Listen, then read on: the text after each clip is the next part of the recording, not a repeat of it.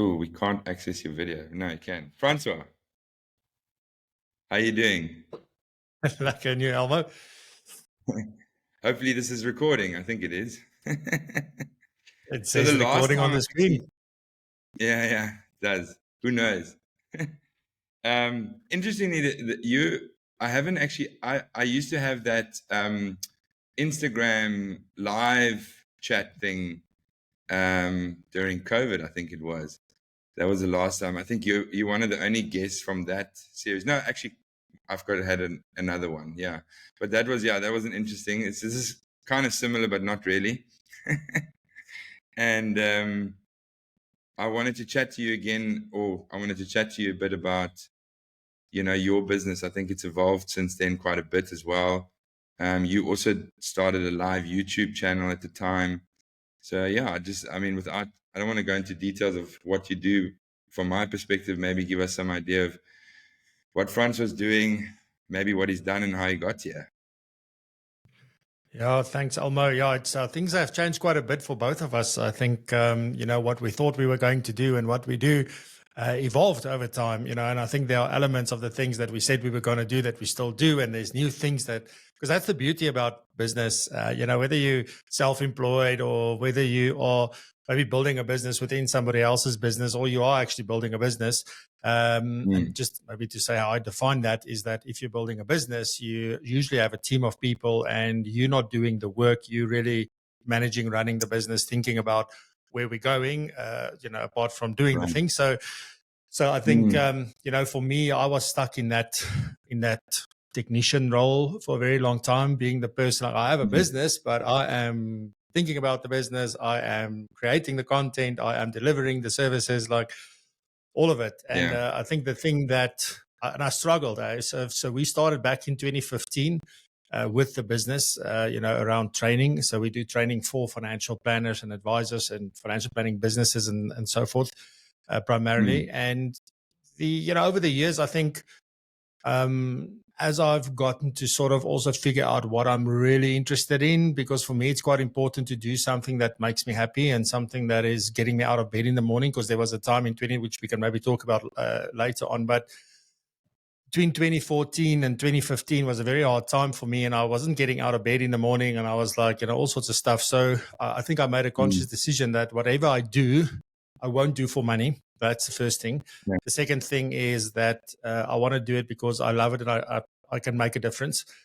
So that's sort of my main drivers, from my business's point of view. So that's what's probably changed the most for me. But when COVID came, like as you mentioned earlier, I fondly remember, I think I sent you that live recording like a while back. I sent you a WhatsApp and said, can you believe it's been so long?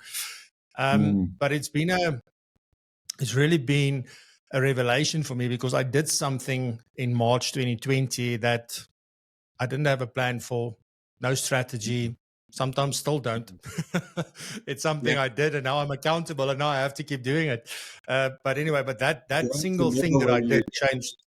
Yeah, it changed my life and it changed my business. And the point I'm trying to get to with my waffling is to say that sometimes we don't know exactly what the next step is going to be, but we just need to take that first step, and the next step will reveal itself, and so on and so forth. And I think that's probably where our journey are very similar, although we're doing vastly different things. Yeah, for sure. Yeah, I mean, but tell us about that a little bit, like in terms of your show, because I think you and I discussed that we've always, but I think both of us, where the similarities are is that we do believe that we would be good hosts of shows. We've also been interested in radio, things like that. Podcasts were obviously something that you look into, but it's like, where do you start? What do you do? I mean, your format is usually a little bit more live. It's become like a show with a little bit of it. So it's almost like, I think at the moment, correct me if I'm wrong, it's almost like a little bit of a Friday morning radio show where you've got a little bit of news, but it's focused on financial value, adding value to financial planners that are out there. And that obviously, I would assume, is leading into some of your other products that you offer as a business, as propulsion, to add value to their business. Because obviously, yeah, sure, someone's going to get value from a show that you do on a Friday morning. But there's obviously a lot more that you do as well. So maybe talk us through a little bit of that. I mean, in terms of the show, how does it fit into the business, and what else do you actually do as propulsion in this Yeah. sort of adding value to financial planners to help run their Yeah, cool. businesses? Yeah, so it's pretty much like a morning show. You know, if you've ever watched On Bait Sake on CakeNet on a Saturday, I think it's got a very similar thing. We just don't cook food yet. So I don't have the It's setup for also a that. passion of yours. But say again.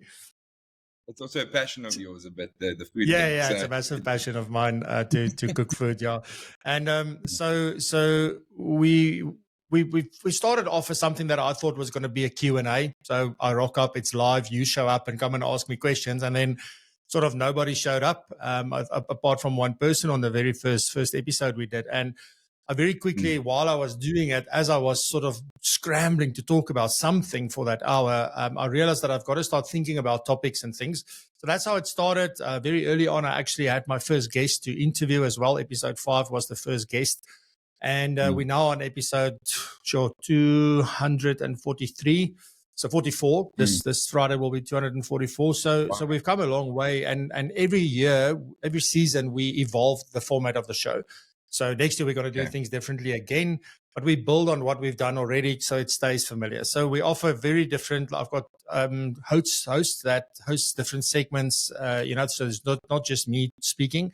So I typically do the welcoming, typically do the main part of the show. Of course, about half the show is an interview or something that I talk about for about 25 minutes. And then the rest of them are all 5-minute segments focusing on different aspects, as I said, hosted by different people.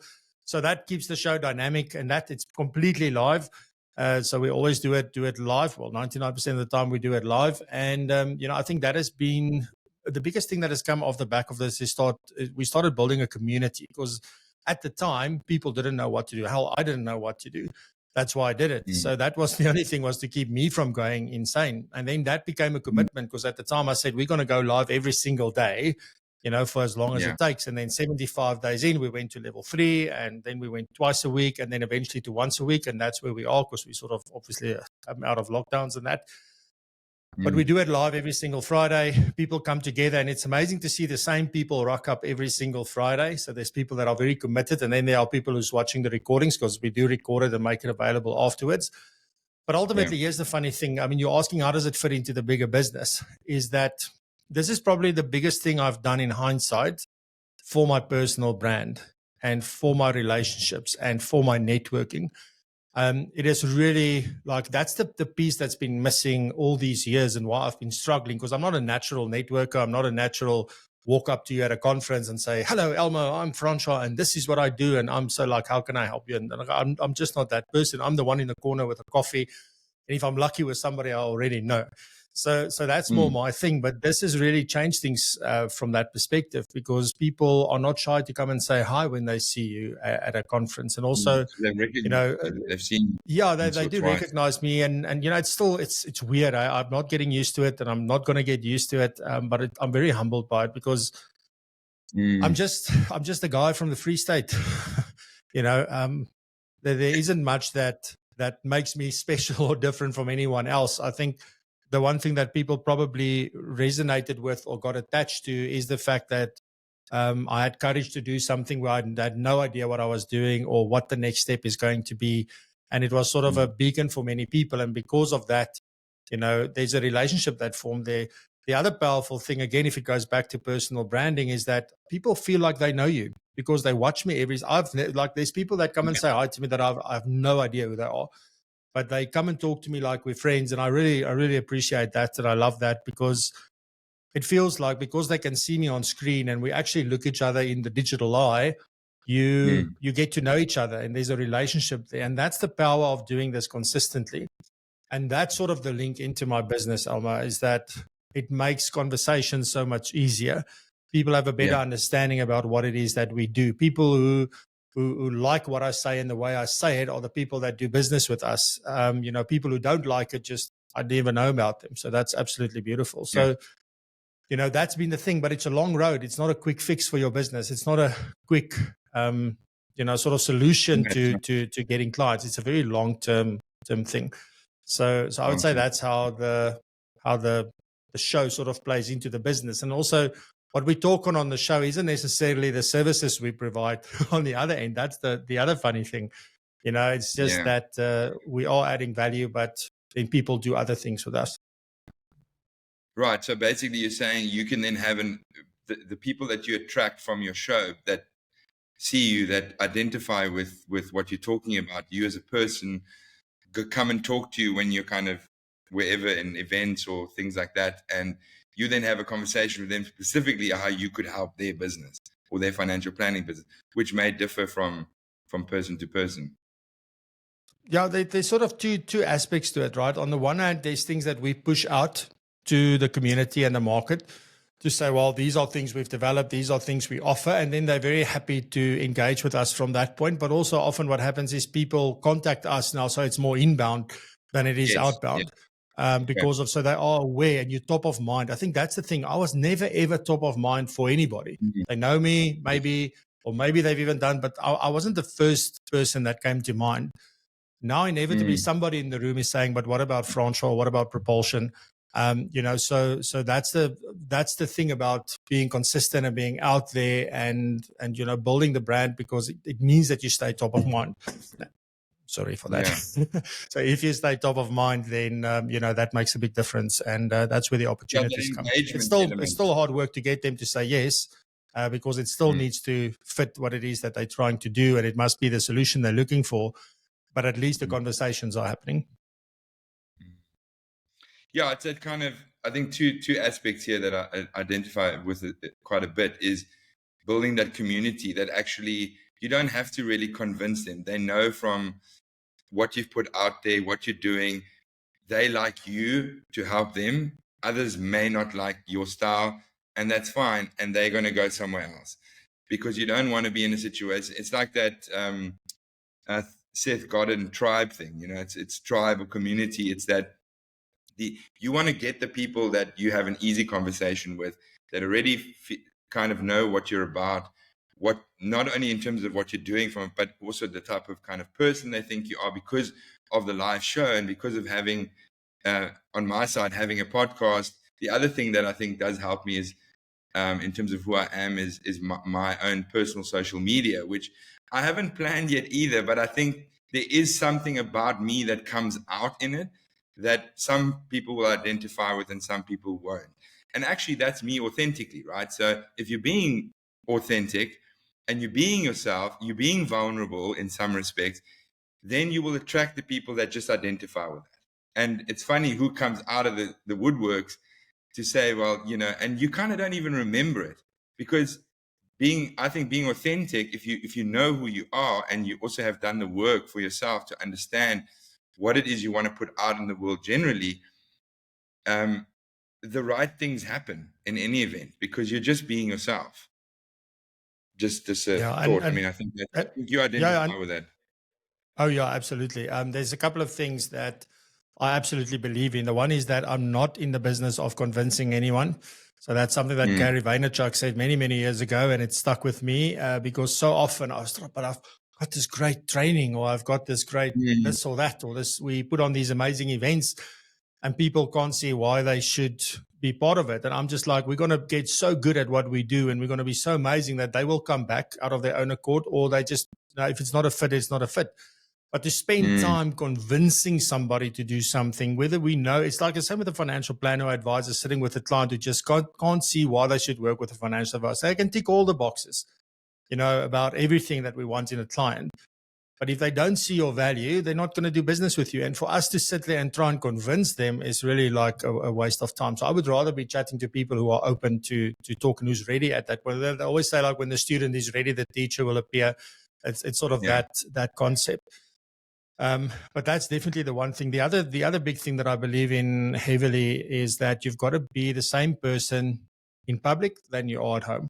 If you're not the same person, it's going to be very hard to keep up appearances, and cracks are bound to form, and you're going to run into issues either at home or in public. So it's funny how those two work. So just be who you are. I always joke I've got more crying videos on YouTube than I've got any. I don't have any viral videos, but it's like I definitely got a few where I got very emotional about stuff.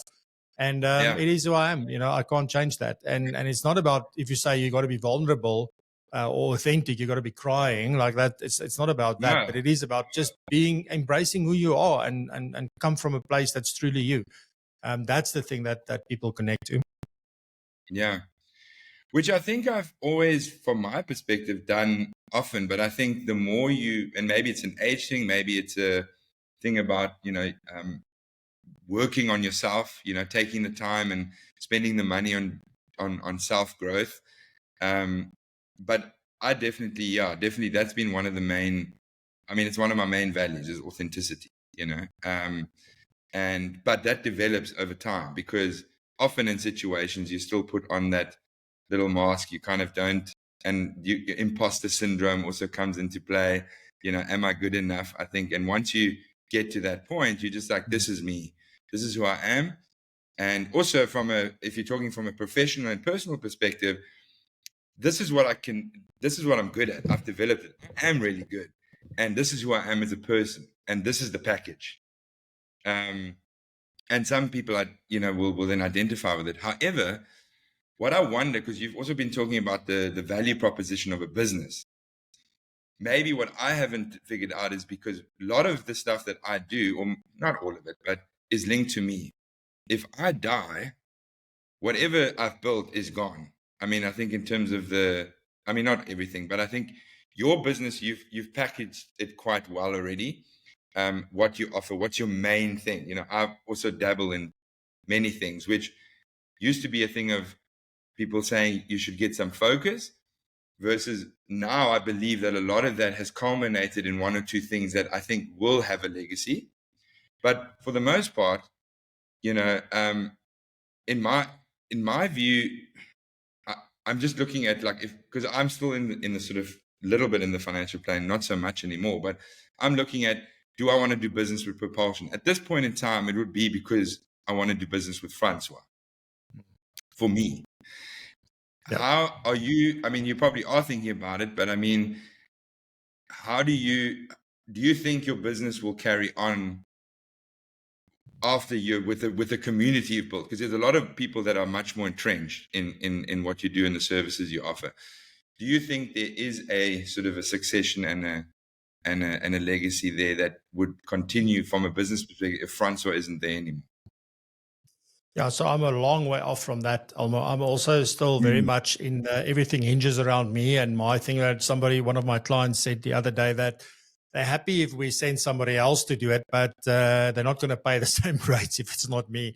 So you sort of are sort of almost, I don't want to say getting held hostage from that point of view, but it is because of the trust we've built. Whenever I say we, it's mainly me and then a little bit of back office things that are supporting me. But that's the problem, right? So you've got to be very intentional about that. And sometimes that's just the way to start. Now, before I get into that, I just want to sort of respond to, you said that you dabble into many things. So did I, and I think it's as you figure out what the thing is, you got to dabble in many things. I wish they would let our children dabble in many things at school and after school and get that opportunity so that you can figure out what the thing is. Very few people know what the thing is when they are 10 years old, but we expect them to. I was like that until I was 40. And even now, I've got to constantly go now I got involved in things I shouldn't have gotten involved in. Now I've got to get because I am interested in many things. And I think you need to embrace that if you are a person like that. It also is the thing that does make you unique, because you can sometimes connect dots that others can't connect, So it's very important that I don't think there's just one way. It's not what's the way for you? The only challenge that I've found with me doing so many different things is that people don't know what you do. That's the problem. So they want to put you in a box and they can't. So when they think about, I need help with this, who's the person? So I never came to mind because I'm doing all these things, and even though I could help with that, these days I say to people, whatever touches your financial planning business from A to Z, I can help you with that. So if you think about your business, you've got a problem, speak to me. It's as simple as that. But ultimately, to answer your question about whether the business will continue, if something were to happen to me today, no, probably not. There is something, I think there's people that will step in and that will take over, but it will be different from what it is now.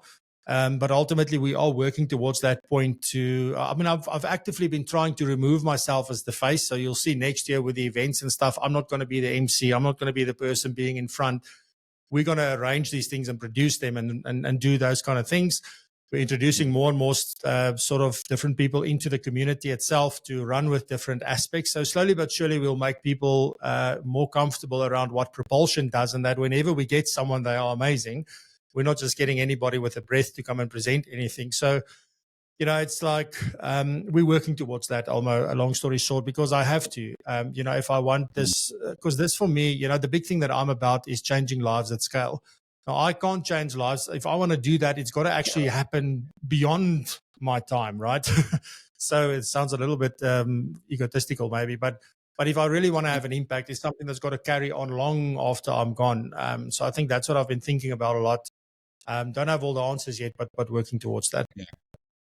Do you think technology helps with that, building something that's technologically able to survive the face of something? And it might not be everything you do now, because a lot of that is hinged on you. But I think I would say that if you input your skills and your knowledge and who you are, and something that's useful in your area of your profession or what you're busy with. In your case, it's helping financial planners in their business. Anything that touches their business could be better, either through you having a contact that you can put them in touch with, having the services yourself. But I think if you can input some of that, because you won't ever be able to do all of it, into some kind of usable technology that somebody could take over and maintain, I think that's one way to look at that.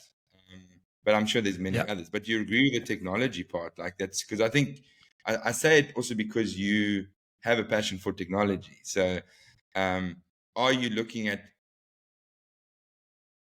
doing something within the business that is technologically based that could just carry on after you leave the business or pass away?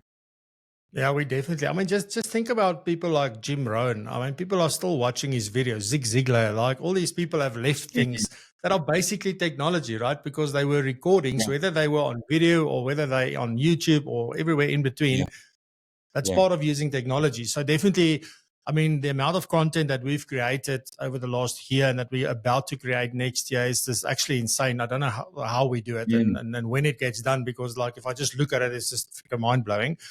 I think the trick is to create things that are evergreen and things that will stand the test of time. So focusing on the principles that make you successful rather than the tactical, what's the latest sort of AI app to come out, and rather focus on the principles, but then the brand to go with it. Because if Zig Ziglar didn't have a brand, if Jim Rohn didn't have a brand, if Tony Robbins doesn't have a brand, Gary, name all these people.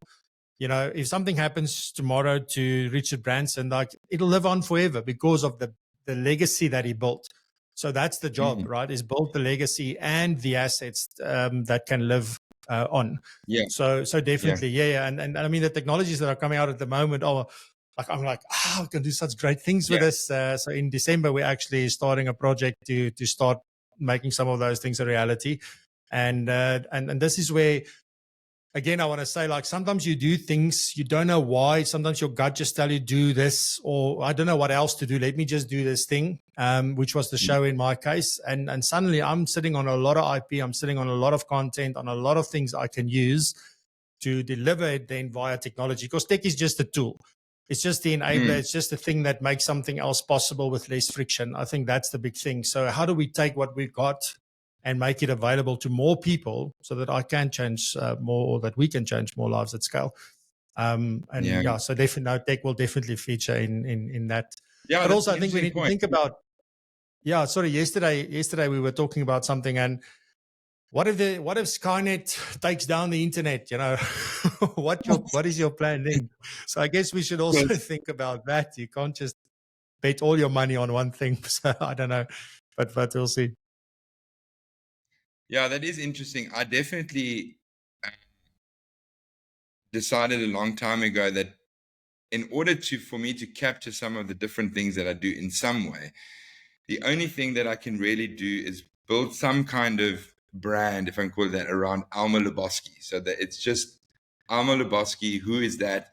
And from there, like you said, there's assets, there's things that I've touched that, could carry on, maybe don't carry on. But I think that's when I started doing things a little bit differently, is when I said, well, okay, I'm not going to build X brand. I'm not going to build this brand. I'm going to firstly focus on me as Alma Luboski, who's the person that I'm putting out there. And I think in that a lot changed for me, that I would just, it would be professional and personal. And I still have a very big mix, which I maybe haven't pinned down in terms of my personal and my business. I mean, yes, like we've discussed, it should be the same thing. It is to a degree. But I'll, for instance, put something like the same thought or the same idea in a way that I want to, just that day comes to mind. I put the content out a little bit differently on, say, Instagram to LinkedIn to Twitter. But I'm kind of still consistent in the way that I am. I mean, my Instagram is probably the craziest because I just really enjoy making funny, interesting, sometimes useful content. Sometimes it's more the funny side of things. But again, people take some of those things in the wrong way. But that's me. You should know me well enough from other things to know that that's just a joke, or that's he's just being funny. So yeah, anyway, I'm also waffling now because I'm thinking about it as I'm talking to you. But I think that was the one thing I kind of wanted to define who's Alma. And it's for the first time in that I've heard a lot of things over the years in different businesses, whatever, about values and defining your own values and some of your own principles. I don't even necessarily know the difference. But when I kind of said, okay, just very simply, what is Alma about? And I created sort of like 3 basic values. Not that they, some people have challenged me on them as well, which is fine, which made me think. But for me, once I did that, and once I did it in a way that isn't someone telling me to do it, what are your values? Define your values. I'm like, values schmalues. Like, I don't give a fuck. Like, but when I'm simply said, like, number one, anything that I really do, I wanted to have some positive social contribution. I want to be useful to the world in some way. And I might not be useful to you, but I'll be useful to some, that I'm being authentic about me and they identify with that. The other one being relationships. I'm I nurture relationships. What I've had to do is realize what relationships aren't good for me and what relationships I should put more effort into, because that's, I don't want to, like you said, in terms of like a business, I don't want to convince you to have a relationship. I want that relationship to be the way that's probably the easier, the better, and the more value, the better, in terms of just what we get from each other. And we often focus on the wrong relationship because we're trying to like understand why that person doesn't like me, why they've said this. You shouldn't give a fuck, because there's Francois and another Francois and a Kai and for me, that they just get me. I don't see them for like a year, whatever, and I don't have to convince anyone of who I am and what I bring to the world. And often those people tell me when I give them an opportunity. So relationships is a big one. Then authenticity. Maybe authenticity comes first, because I think those kind of go under it. But that's simply what I look at everything with and say, am I being authentic about the values that I said I have? One being authenticity. Definitely. And that's the way and you know what, I never understood I always thought that values meant morals. So what's right and wrong. Yes. It's got absolutely nothing to do with that. Also, values change. Values is just what is important to you at this point in time. So some of those things will never change because they are inherently what is important to us. Like if you've got something that's important to you that's not important to me, I can guarantee you that. And the same way the other round, the other way around. But ultimately, it's about being true about those, because also where people go wrong with their values is that they say things that they think other wants them to say, or that's socially acceptable. Like, I put my kids first. If you look at the behavior and you look at what you spend your money on, you're going to very, very quickly find out what is really important to you. So if you're spending all your time with your kids and you're spending all your money on your kids, then absolutely your kids are the most important thing in the world. But if you spend all your time at work and you spend all your money on technology, then probably your kids are not number one in your life. They're probably second or third or fourth or something like that. And you've got to be honest about that. I had a very, very interesting engagement 2 years ago when I took a team of people through a values exercise to figure out what's important. But also it was more for me to get to know them kind of exercise. But part of it was talking about values. And there's one person who was in the team said specifically, like, sure, I really love this. And my kids has to be most important because she's a single parent. So they have to be, they're not necessarily what I would naturally say is the most important thing. They're in the top, but they're not number one. But at the moment, they have to be because it's only me, da da da da da. But I also have this other thing that I really love and that's really important to me. And she came up with a thing to combine those two things so that she can spend time with the kids and do that thing, which was absolutely, I never even thought about it that way. So that was a big learning moment for me. So often it is about one, being very honest with yourself. It's not something that others, it's not like you got to go put it out into the world, but you've got to be honest about what's so important to you. So I think there's a small difference between values and principles, because principles are probably the values that you never change. Like, these things are important to me and it will never change. Those are your principles. But then there are other things that at the moment my kids are important. When my kids are out the house, if they're still important, I think I have a problem. Like, if they still the thing that I build my life around, then that's a problem, because they move on, they move overseas, they do all sorts of different things. It doesn't mean that I love them less, but if that is the most important thing, I'm going to be miserable, because I never see them, I never hear from them probably, or I don't hear from them enough. So there's all these different things that we need to think about when we think about values. But then how do those values reflect in your business, right? So if you're building a business or that, because there is intrinsically a link between the two. There are certain things that are, and these things about integrity and transparency, and like, it makes me nauseous because everybody says that. So it's not true. So, and where you will see whether your values are your true values, see what you do when you need to make decisions. That's when you will very quickly realize. That was the point, in terms of those are my values for me. But I go into any job, go into any contract, go into any business looking if those align. And when they don't, I leave or I don't do it. And that obviously will be detrimental often to my personal finances, for instance. And that's the thing. That's why you say, so like you said, someone in their person, they have these values, but they're in a job or in a business that doesn't align with those, but they're there and they're conflicted, but they don't want to take the pain of having to kind of like,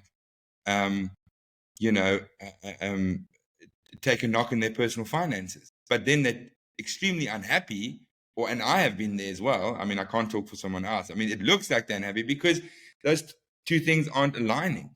And what I've experienced in my life is, as I said, or at least more recently, that I have fucked myself financially because of those values. But yet I found that I'm happier, even with worrying about my personal finances, than I am in that job earning, or that contract earning, a decent amount of money, which I think is a good segue, because you mentioned you started a lot of this not with the idea of making any money.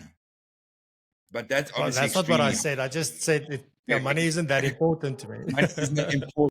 Okay, no, of course. No, I get it. We need to make money. That's a practicality. We can't totally fuck ourselves in terms of, that. So obviously I understand a little bit about my own financial planning, whatever, but it's been detrimental, very detrimental to my finances. But but yes, money is important. And I think we are, and what I'm sure that you have a similar idea and I have a similar idea, that it will take time, but at least what we're doing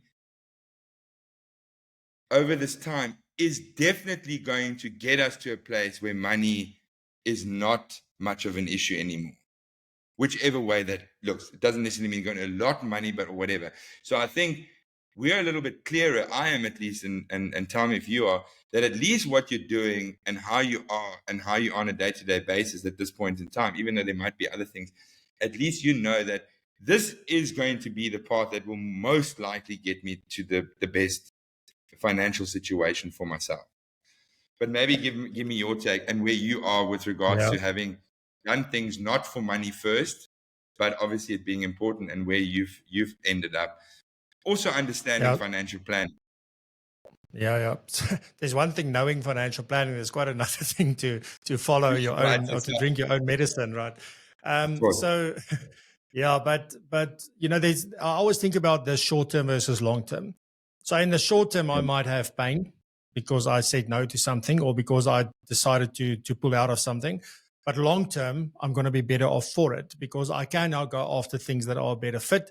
And that long term will probably be a more sustainable thing that I can be able to do. But also, it's a relationship that's worth pursuing. It's a relationship that I will do more business from in the future. So there's always this thing about short-term pain versus long-term gain. And I always look at something like, I'm really maybe like, I need like income now. And then, because that still happens, right? My business does this all the time. So it's an upward trajectory. It always looks like the JSE. It's sort of up and down. But at least it's just not to that effect that much, the growth, but it's a constant growth, but the cash flow is very much up and down. And, it's an interesting thing to sort of think about. As soon as you start thinking about, is this a thing to relieve my pain now? But what is it going to look like 3 months from now, 5 months from now, a year from now? Is this thing that's got legs? So if it can sort out your problem in the short term, but it's also long-term viability and long-term benefit, then absolutely go for it.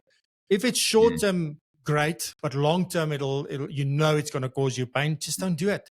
Rather go look for something else to do. Doesn't matter what the thing is. And one of the biggest things, Alma, is that I have this conversation with so many people because you pick it up so quickly, is that when you really need the business and you'll almost do anything that month to just do that, it shines through and people take advantage of that, and they will suddenly negotiate with you on prices and you've got project creep and all this stuff coming in because you're not clear. You're so focused on, I need to solve my cash flow problem for this month or this next quarter or whatever it may be. Desperation, even in relationships. Yeah. The minute you show desperation, it's almost like natural. The person might be doing it subconsciously. It might not even be consciously, but it's like that they see that gap of vulnerability and not maybe that's the wrong word to use because we want to be vulnerable in some respects, but desperation. And you know what really pisses me off, like seriously, is when somebody comes with the thing, this is exposure, or here's the opportunity for you to get in. Because we don't have budget, we don't have this, we don't have that. And it's always been an issue for me. It's not like now it's an issue for me 3-4 years down the line. It's like it's always been an issue where why should somebody do this, for free? I'm of the belief that I often say to people, look, I'm not going to charge you for this. I'm just going to do it or whatever. But I make the decision as the person being asked to be part of this, So I always believe that you should be the one offering to do it for free or to do it at a lower rate if you want, not a discounted rate, just a lower rate. Or I've even done where I've asked people just pay my flight and my accommodation and my meals, then we're fine. Just don't leave me out of pocket. So I've done many of those things because sometimes I just want to build a relationship, or sometimes I just want to give back. And there's a lot of things we do from a giving back point of view that I will you'll never ever see me post about it. You'll never even hear me talk about it, the details around it, etc. So I think there's also sometimes the danger in people thinking you do nothing for others, and then other people, like when you do say something about it, they crucify you for it. But for me, it's something I do in private. I often tell people if I help, like, please don't tell anyone. It is what it is. So I know what we do and what we give back. But there's also times where, like one of our values, for example, is people over profits. And what that is about, it doesn't mean that we're soft on business. It doesn't mean that we're soft on your commitment that you made to pay us for X service or to be part of something. It doesn't mean I'm soft on that. But it does mean when things outside of your control happen, we're much more understanding and we think about what is best for this relationship and what is best for the client first before we think about ourselves.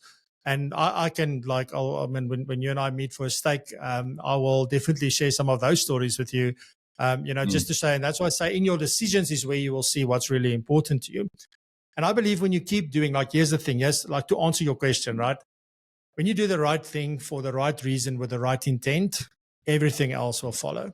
It doesn't necessarily happen today. It doesn't happen tomorrow, but I promise you the money will always follow. When your actions are the right actions, your heart is in the right place, and you work with the right people, the money will follow. like regardless of what it is that you do.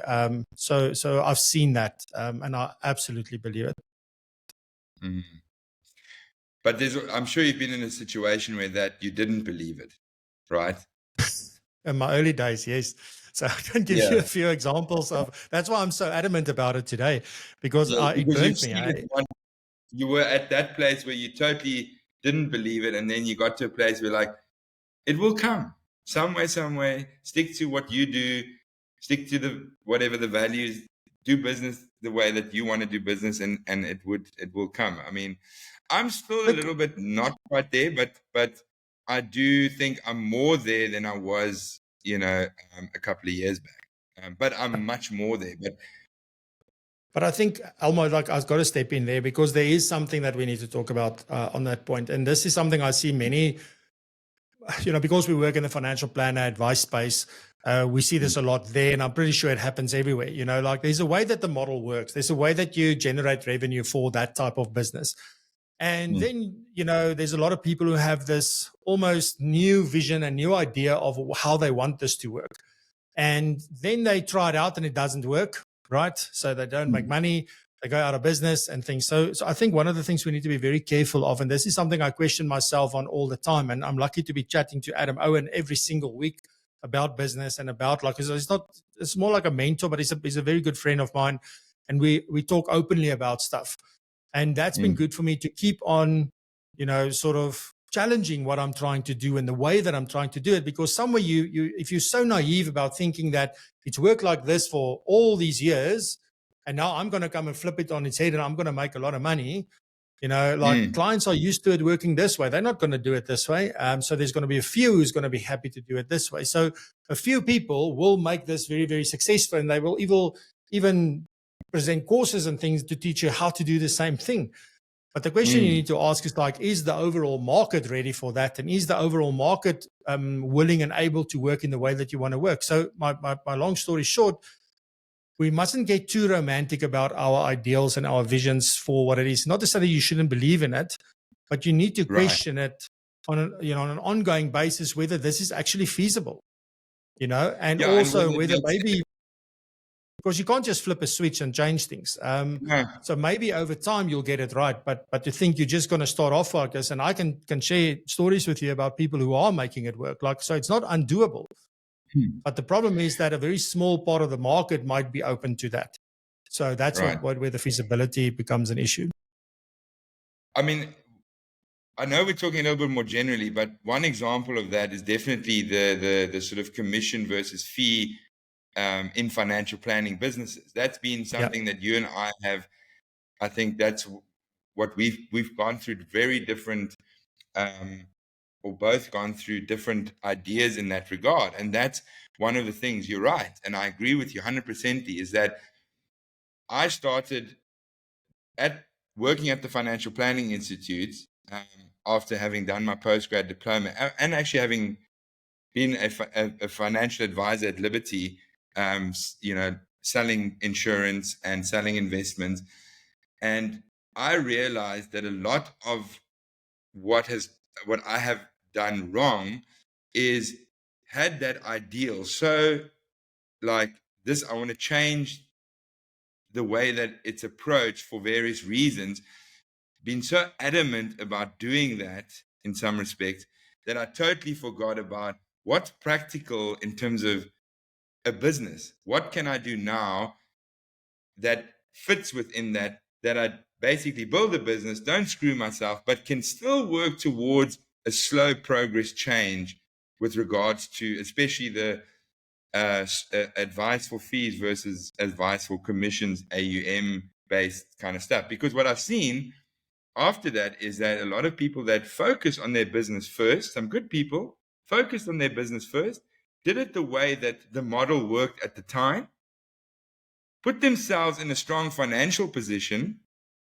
and then that allowed them to spend time on changing things around on a much slower pace versus I'm going to change this now.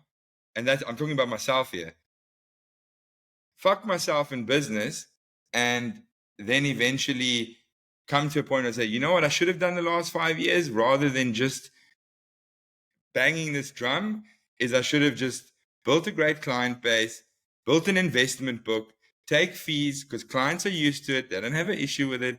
Take the AUM fee from an investment perspective, even sell more life insurance or not sell, but offer it to my clients and build a little business, and then still have that idea. Okay, how do we look at maybe changing this and maybe not?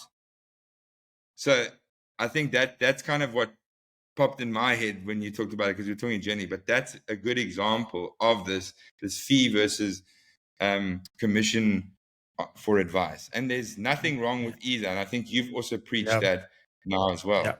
It's about there's a different being kind. authentic. Yeah, I mean, if you I always use this simple example of, if my laptop got stolen today, or it just crashes, whatever, I walk into a computer shop and I go, okay, so I can buy this, my budget is whatever, and I can buy it cash, I can buy it on credit, I can, steal it for that matter if I wanted to. So it's really like up to me about, I need this thing for a very specific reason, and how I pay for it has got nothing to do with it. So that's just sort of my view. It's about the value I'm after and how I can get access to that.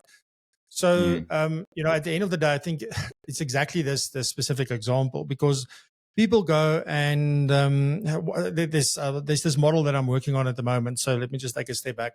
So it sort of has two parts. The one is your knowledge and experience and expertise and the value that you offer.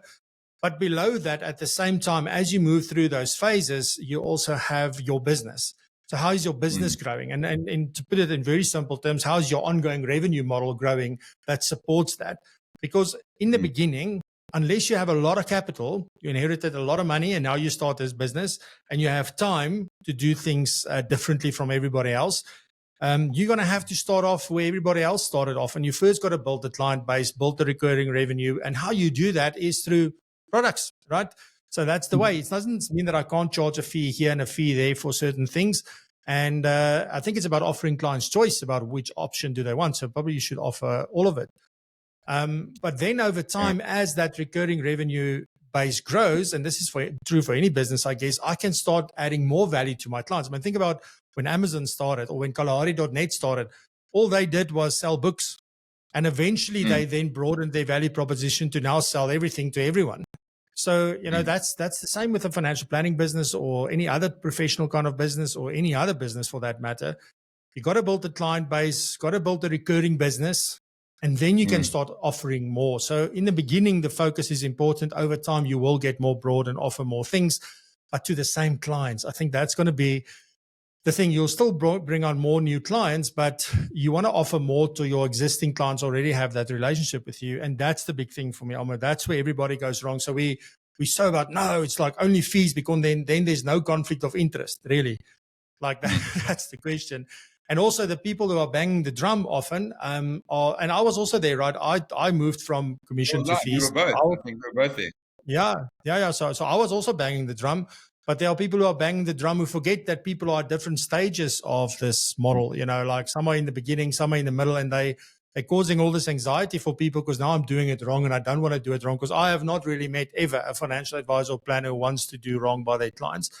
They all want to do right. The bad things, and to me, the bad ones we hear about is very few. Yeah. So overall, people want to do good by their clients. So but it's an interesting. That's a whole podcast on its own, probably. No, it is. I mean, I think we both have developed the idea around that, because we did try a few things. As I said, it kind of, it helped me build some kind of brand around Alma. That Alma, funny enough, people still call me about financial matters, financial advice, even though I don't have an FSP anymore.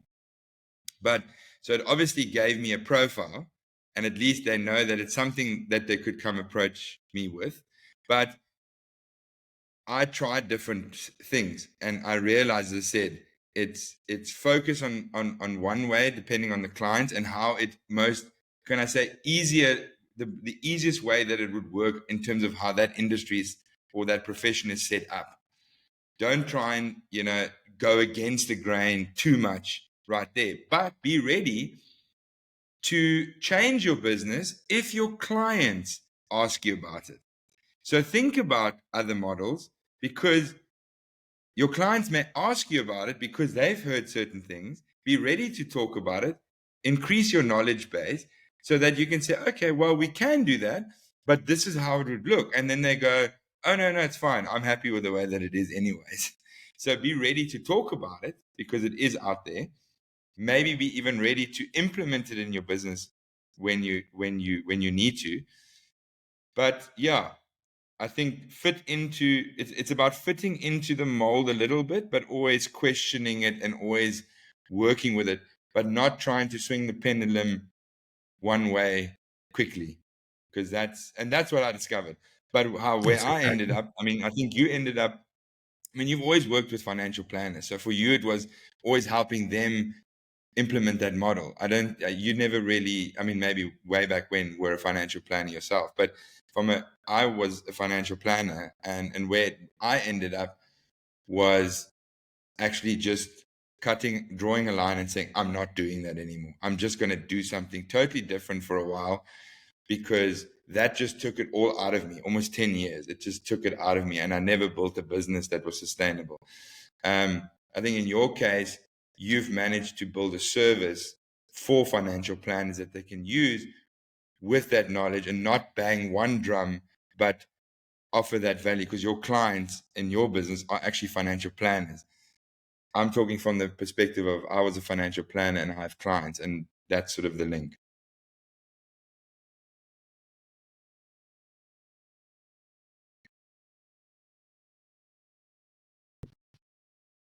I lost you there at the end almost. Sorry, it was. Yeah, something, but I always keep quiet because I see that sometimes the other recording will actually still carry on. So I try not make too many like breaks and go, oh, I can't hear you. But what did you hear still? No, I heard all of it. I just don't know if you ended with a question. Yeah, no, I can't really remember either. No, the question was actually like, did I would you agree with that sort of, that our journey in this, because our journeys have been similar in terms of the knowledge base and the fees and whatever, at least an aspect of our businesses. And the journey has been for you that you could then define a much better service to help financial planners and not bang one drum over the other. For me, it ended up going, I'm just gutful after 10 years. I haven't built a decent business. And I'm just going to stop that conversation altogether. Now it is coming back in some ways, but yeah. So for me, I mean, I was building my practice between 2013 and 2016. And for me, I very quickly realized that, one, it wasn't even a passion of mine. I love the financial planning profession, but I don't want to be, it's like teaching you to play golf, but I don't want to play golf myself. Like, right. So it's sort of the same idea. So I had to figure out what my passion was. And I went on an 18-month journey to figure out what I really loved. And the funny thing is how many people over the years, when I actually went to like 15 people and I asked them, like, what do you think about when you think about me or when you hear my name? And all of them were like, oh, knowledge, training, like the stuff that was never my job. So it's amazing how people saw something that I never saw. And that's where it started. And then somebody started sending me to go do training for them. And I really fell in love with it, and then started creating my own content, and we started our own business, etc. And I mean, initially, like, people didn't want to pay, because there was no track record, there was no nothing. I met with my very first client this week. From a training perspective, every single year we're also looking again at doing stuff for them next year. But it started off with almost paying me nothing, right? And then there will be 100 people in the room, but they almost pay me nothing. And it's like, but I did it because I had to build up the content. I had to build up a confidence, because a lot of this comes down to my confidence. And a lot of times I thought about other people where I would go like, I'm not that person. I'm not that person. Then you start attending their sessions and you go like, but I say that. I actually differ from that. And then you build confidence, and then you go like, but I can stand my own. And then things start to change. But the biggest change was still 6 months after we started the show. The show, in hindsight, has had the biggest impact, and that's why I won't stop doing it. It won't become a lot of people say, oh, you should let people pay for it. Like, no, that's the way I give back, because there's no commitment from anybody apart from showing up to watch it. Mm.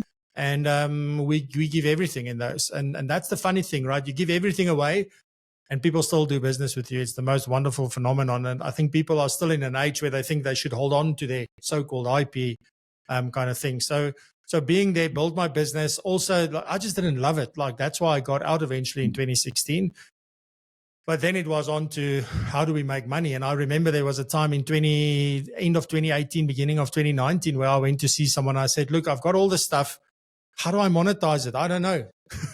And they actually gave me ideas. And that's sort of where propulsion really, it was Ignite back then. But that was the beginnings of what we are doing at the moment, and the way that we build our different income streams. Because it's quite a journey. And I think the biggest thing is that I'm going to end with this, Elmo, is that just have the courage to try. Don't worry about the outcome. Worry about the actions you take. Because even if you do nothing, you're moving backwards, right? So if I decide to just stand still and everybody else is moving forward, by the mere fact that they're moving forward, I'm getting left behind. So even if I stand still, you can start the car and sit behind that wheel and turn the wheel and everything. But unless you put it into gear and you start moving forward, you ain't going nowhere. So, I think that was the biggest lesson for me back in 2018, that it's about what I do. It's not about what it results in. I can always go back and say, oh, I didn't get the results I expected. Did I do the right thing, or should I change what I'm doing? But the first question is, what did I do? And that's the thing. Just have the courage to try. Don't think that anybody else has got the answer. Don't think there's just one way to do it.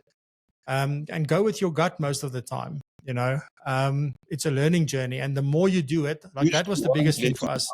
When I did that 75 episodes in a row, my learning curve for running that show and for being on camera and for dealing with all the tech and everything was like this.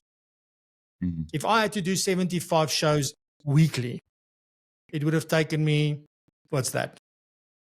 So how many years is that? 50, so it's a year and a half to learn that same amount of things that I learned in less than 3 months, because I did it every single day. So it's the actions you take. It's not the outcomes. Get married to the decisions, get married to the actions, forget about the outcomes. Interesting. Yeah, I mean, I think that just the one thing I wanted to get back to, where you were talking about your pet peeve exposure and how people try and sell that. But sometimes like you said, the decision must be in your court. But sometimes I will do something for not charging because of the learning curve, because what can I learn rather than I can earn? But that must be my decision, like you said.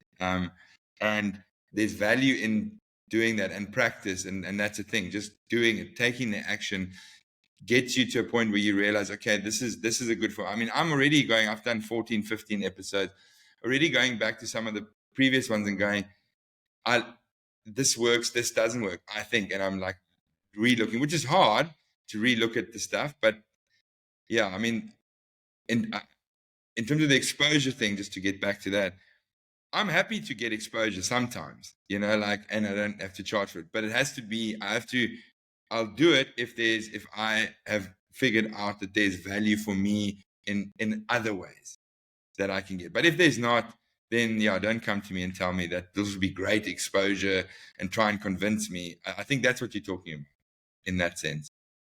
Yeah, definitely. And it isn't about like always being like, I'm just of the thing that, because it's usually these bigger companies that come to you and say, we don't have budget, you can do this for exposure, but they spend money on taking people overseas and they do all these weird and wonderful things, but they can't pay you 5,000 or 10,000 or whatever your fee is.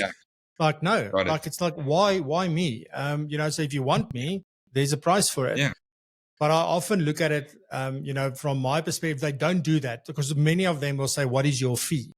And in that moment, I make a decision around whether I'm going to give them the fee or whether I'm giving them a reduced fee or whether I'm doing it with my complement. So it's literally, so that's what I value more, is when people ask you what your fee is and you can then respond the way that you want to respond. Because sometimes, like it is, you might at a traffic light pass 100 beggars, and then there's this one, and I don't want to equate companies to beggars, that's not what I'm saying, but I mean, there's this one person that stands at the traffic light that just speaks to your heart, and there's something in you that you want to help this person for some reason. You can't even explain it. And it's sort of the same thing when it comes to these kind of offers, right? So people will say, Almo, do you want to come and talk here? And then, so what's your fee? And then in your gut, you'll just feel like, but this is something that I want to give back, or this is something that I want to use as a learning thing. But I also won't do it like, I will literally just tell them, look, I don't think I'm going to charge you for this. If only you can cover my travel and my accommodation and my meals, I'm happy. If you're happy with that. So that's what I'll do. I won't say, oh no, I want to use this as a learning opportunity and I want to do this and I think there's going to be exposure. Don't justify. Just give them the offer and they will definitely take it anyway. So I hear you. Francois, I think we've talked some serious stuff and it's been a great conversation. And in terms of, we always have great conversations when we do either on a podcast or not, or on a Zoom call, or when we have that. I haven't seen you in a while, actually, face to face. Like I said, you said, we must have that steak. It's time. What does Francois do?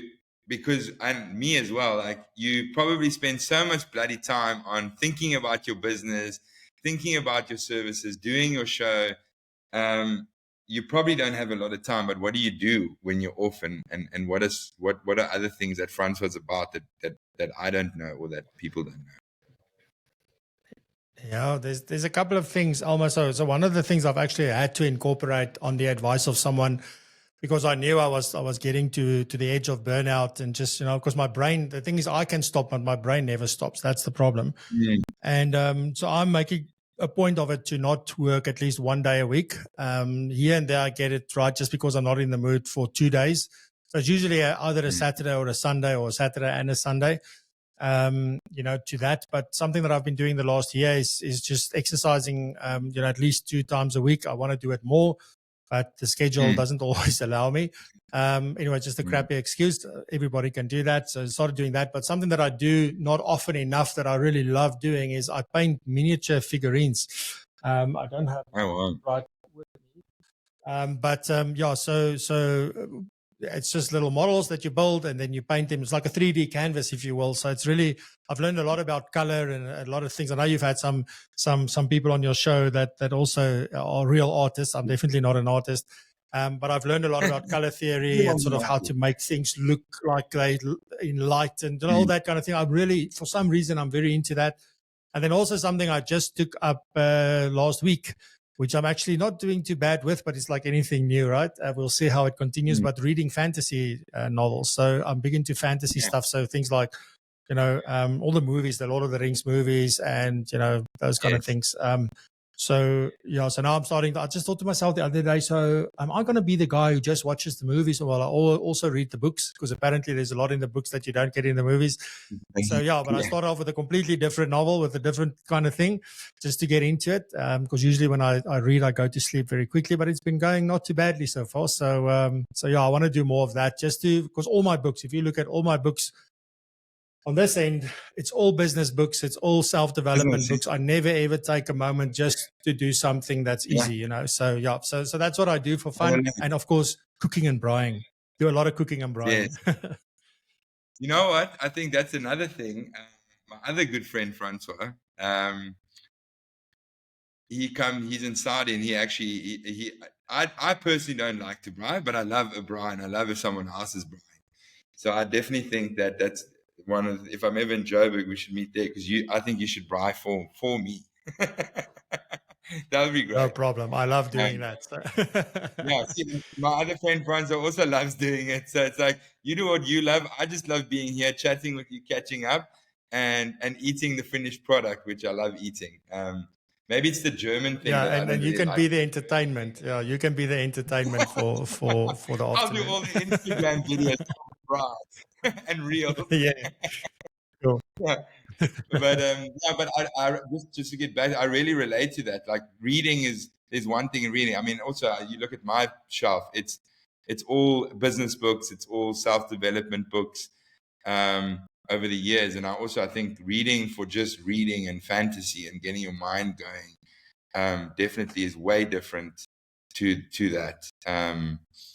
So I must maybe also get into just a friend of mine actually gave me a book 2 years ago for my birthday that was really good. It was like a sort of a fantasy thing about a spaceship and in space and getting I can't remember what it was called, but the writer's pretty good. So, and that was just like, I think it just really took me on a bit of a different trajectory, because it was just this imagining this guy in space and an alien joining his ship and how that worked out. And it was just like so different. So, but again, we get back into the mold of business. What are we doing? What can I read to, add to that? And when we quickly get out of it. So I think it is very important to do something like that.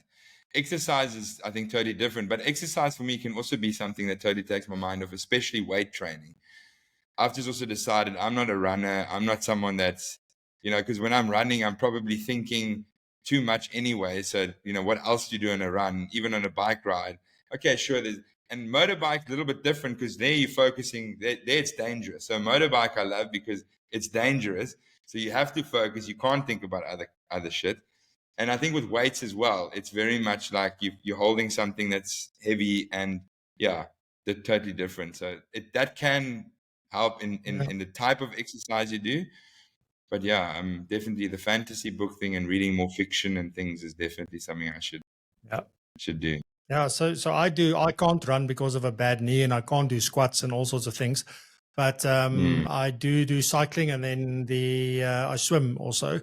But I don't swim enough because it's at the gym. And then when the children are there to do their classes, then I get beat off, and then I just want to leave because they all over the place. Not about the children. It's just there's so many people. I'm not actually, I like being. So I usually go on a Sunday for my swim because then there's no one. Okay. But other than that, we do like, standing like a stationary bike, and then the circuit and things like that. So I want to get more into the weightlifting kind of stuff, because like that's important, right? I think one of the biggest things to help you with longevity is actually muscle.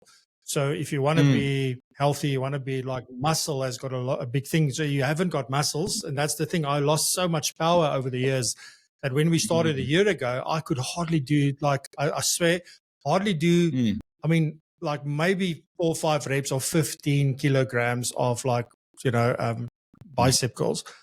And I'm like, what the heck? Now I'm like, luckily it's gone back, but it's still not where it should be, but it's getting there, So, and I deal a lot with anxiety, Elmo. So, like serious stuff. I've learned over the last 3 years to really manage it well. So I can feel it coming on, and I know like it starts in my mind, but sometimes I just can't stop it. And the only thing that really helps is to go and exercise. Even when I feel frustrated, like exercise helps a lot as well. So there's other things apart from just my physical health. It is also mentally, it's good. And what I like about the swimming is I can't hear anything, although I am thinking while I'm swimming. It's so quiet, so quiet, that's what I like. Sometimes the quiet is so important to me. Yeah, that's interesting. I definitely think that the exercise that does it the best for me from an anxiety worry point of view is definitely weight training. That just kind of does it for me, and everyone's going to be different. Do you scream and throw weights? Let me just ask, do you scream and throw weights? Do you scream and throw weights at the gym? Also, unless I'm outside, because there's an outside area, then I'll be a little bit more like, yeah, then you can get a bit of a shout out and whatever. But no, I'm not that guy. And do you still do the basket? Yeah. Do you still do the basketball thing? But again, basketball, being older and things and injuries I've had before, it does take its toll a little bit as well. But my son obviously loves it as well, not because of me, I think, but it's funny how getting back into it, he forced me to, in a way, because he's doing it, not that he forced me. But I really got back into it. And other than that, what's developed is sort of like a potential other business in terms of sports management and artist management as well, and giving them sort of like, and if I ever get back into financial planning, it would be very specific to a business that helps represent creatives, artists, and which I haven't started. I mean, I've always had the idea, and I've got some idea on an Instagram page, whatever, but it's coming together. So that basketball helped me get into another sort of like area where I would be very interested in working with these people, and there I might have my passion for financial planning and personal finances could be reignited in terms of a business as well. So that's led to that. That's awesome. So, yeah, basketball, love it. I wish I could play more. But yeah, it does hurt the knees. Yeah, I've And never played basketball. It'll be a first for me, but the knee again, like that's a lot of running and stopping and running and stopping. So the knee is going to go, no. I dislocated my knee a couple of times. Yeah. But yeah, but love the game still. Really do. But Awesome. Francois, I think we're running out of time a little bit in terms of just sticking to the format at the moment, which who knows might change. But in terms of the podcast or whatever you want to call it, I think there's people that have views on calling it a show, calling it a podcast, calling it this. But yeah, thanks so much. It's, as always, really good to talk to you, and thanks for sharing some of your thoughts, which I think were extremely valuable. No, it's a pleasure, and thanks for having me. I love what you're doing. I love the name of the podcast. Like the whole thing is just, and what I like about it is the personality that you bring to it. So you mustn't stop. Keep going. One of the tips I can leave you with is just don't look at the numbers. Just keep creating the content, because it is extremely valuable. Yeah. You're the one that actually said that in your show, and it wasn't not an inspiration for me, or at least something that I went into this saying, I'm just going to do it for me. I'm going to talk to the people that I want to talk to, and I don't give a fuck about the numbers really. And if it works, it works. If it doesn't, and it doesn't. the show is unique. You get people on here that. Yeah, sorry, man. You get people on the show that you don't really see, in other places. So it's unique, and your way of doing it is unique. So really love it. So keep doing it. And it was just amazing to be on the podcast with you. Shot, man. Much love, dude, and thanks for that. As you also would agree, enjoy. It's always good to get feedback. Yeah. Cool. Good stuff. Thanks a lot. Cheers, man. That's in. Cheers.